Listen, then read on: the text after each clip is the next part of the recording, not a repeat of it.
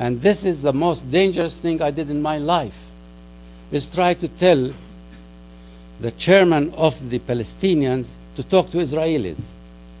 And he, for one reason or another, he liked me, but he doesn't like me that much. And he said, if you arrange it and doesn't work well, I will say you are a traitor and will shoot you. And from that side, we have Israelis were interested also in talking to Palestinians. I'm not talking about this negotiation. I'm talking about 20 years ago plus, how we were able even to do that.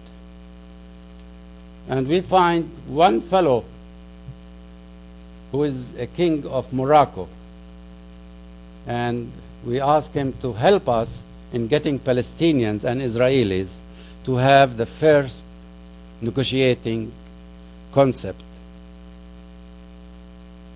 And what it is, it's about security.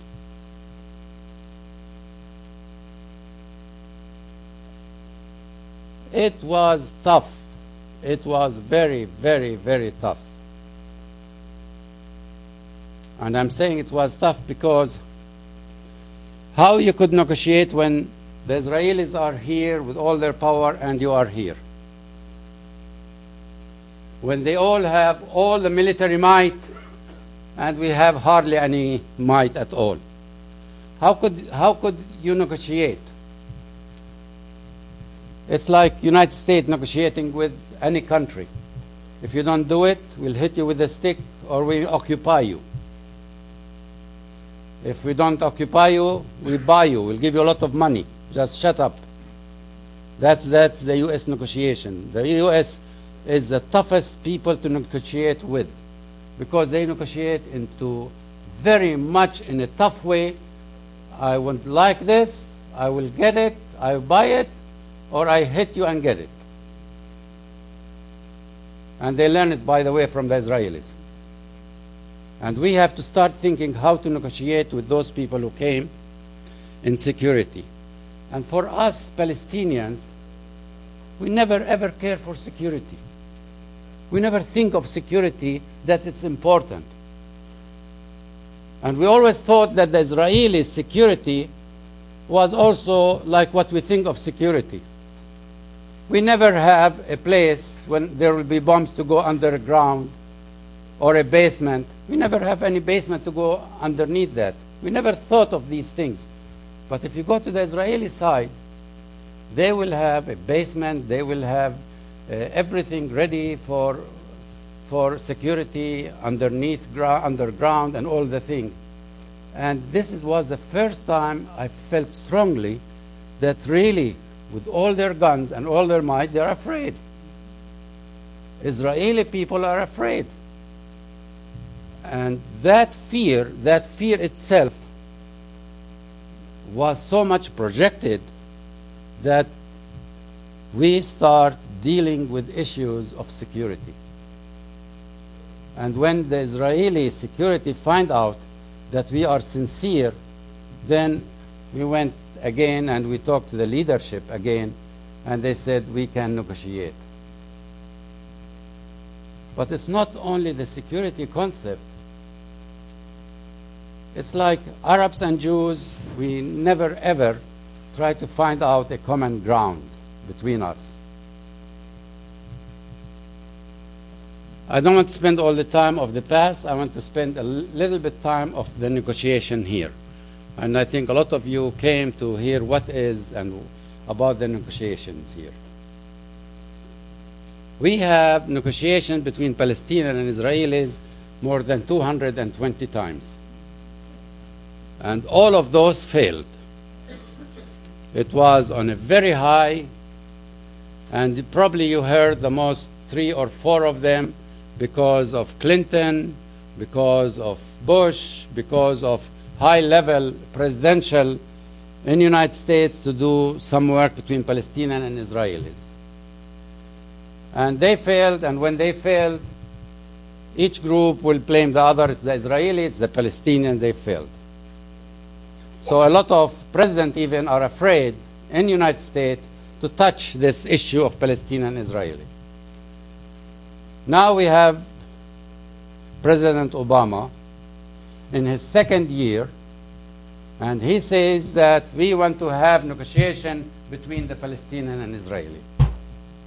Is he smart or not? Why he want to have it in the second year? Does he have information that we don't have as Palestinians or Israelis, that he can do it when the previous president cannot do it? What it is with him that he put his administration and himself on the line on this issue of Palestine and Israeli? You are affected so much as a group of Americans and Europeans by the Israeli-Palestinian conflict. If we as Palestinian and Israeli, we don't have a conflict, you don't need anybody to search you in the airport. You go straight without any taking your shoes or taking all those liquids you're not allowed to drink. We Palestinian and Israeli, we became an employer in the United States and in Europe.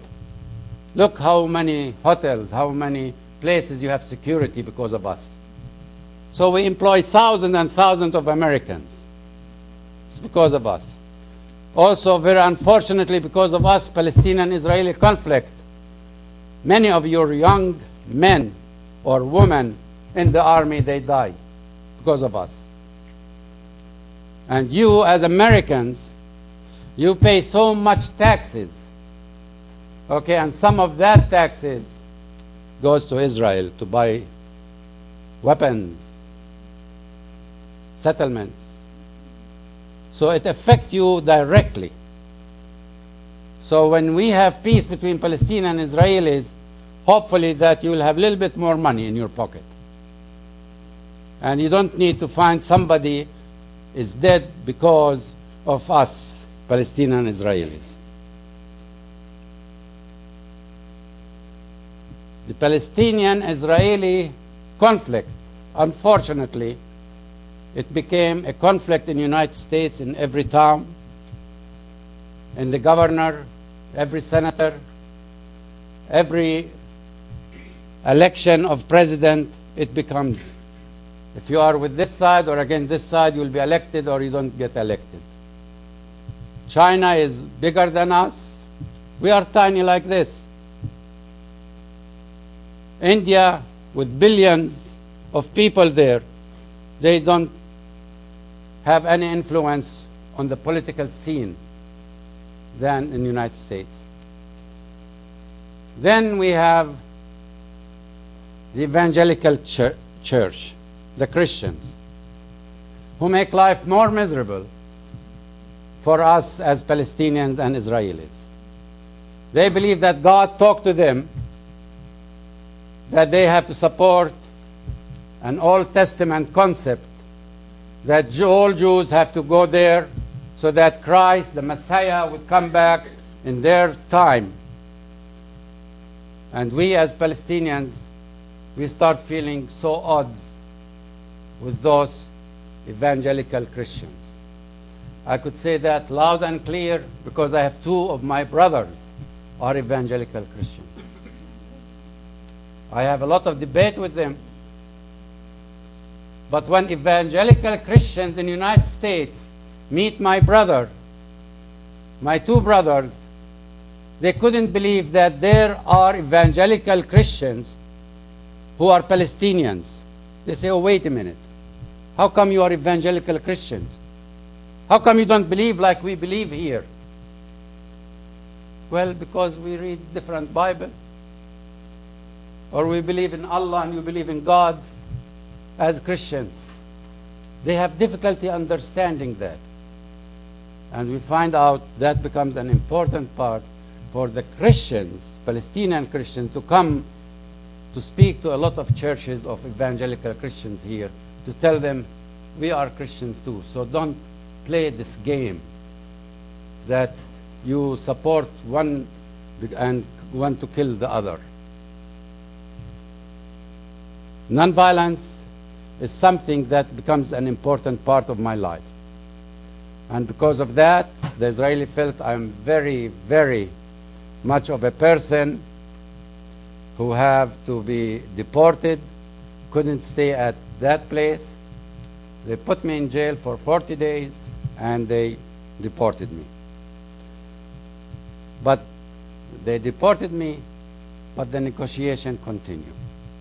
So let me tell you where the negotiations are at now. I am very, very glad that the negotiations are going. A lot of people say they are not going any place, and I'm saying they are going someplace. I told you the first one, Obama is going in his second year. That means there is something going. The second part, we are the conflict that have to be resolved. A lot of people before, they say that South Africa will never be resolved in South Africa. The white and black, they'll never ever get together. And they find somebody, with Nelson Mandela, he was able to reconcile everything, and we have no problem now between blacks in South Africa. A lot of people thought that between Catholics and Protestants in Northern Ireland, that conflict will never be resolved. It's resolved. A lot of people thought how we can solve the problem in the United States between black and white. It's never will end. It's ended to the point that we have a president who's black. So for you, a person who says that the Palestinian-Israeli conflict is not going to be resolved, I beg you to look at other places. They resolved it. What we need leadership, strong leadership, that both sides, they could say that we are willing to sign on the dotted line that there will be peace. A lot of people say, okay, what are some of the issues? The Palestinians, we know all the issues of the Israelis, all of them. The Israelis know all our issue. So it's not the issue. It's occupation. We Palestinians, we cannot continue being under occupation.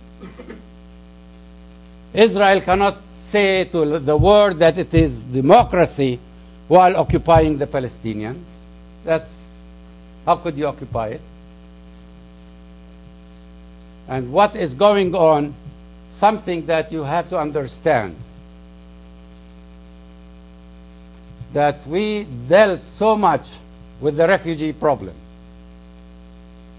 that Israel was willing to accept a certain number of refugees to go into the 67 borders for 5 or 6 years, 1,000 or 2,000 families a year, and the rest will be compensated. But also Israel wants the Arab countries where the refugees are to accept those refugees as citizens of those countries.